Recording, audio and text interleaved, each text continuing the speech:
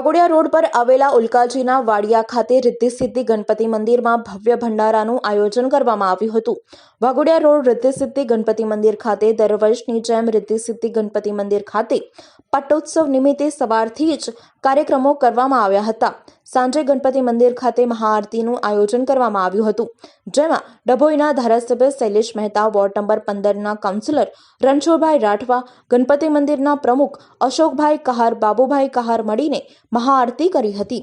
ત્યારબાદ ડભોઈના ધારાસભ્ય શૈલેષ મહેતાનું અને રણછોડ રાઠવા કાઉન્સિલરનું કહાર સમાજના યુવાનો દ્વારા ફૂલહાર પહેરાવીને સન્માન કરવામાં આવ્યું હતું।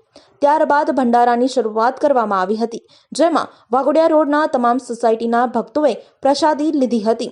રિદ્ધિ સિદ્ધિ ગણપતિ મંદિરના પ્રમુખ અશોકભાઈ કહારે બધાને ધન્યવાદ પાઠવ્યા હતા। આજે મહારાજા છત્રપતિ શિવાજી મહારાજની જયંતિ અને સાથે જ ગણપતિની ચોથ અને એના ઉપલક્ષમાં દર વર્ષે ચોથના દિવસે વાઘોડિયા રોડ પર આવેલ ઉકાજીના વાડિયા ખાતે રિદ્ધિ સિદ્ધિ ગણપતિ માતાનું જે મંદિર છે ત્યાં યજ્ઞ કરવામાં આવે છે।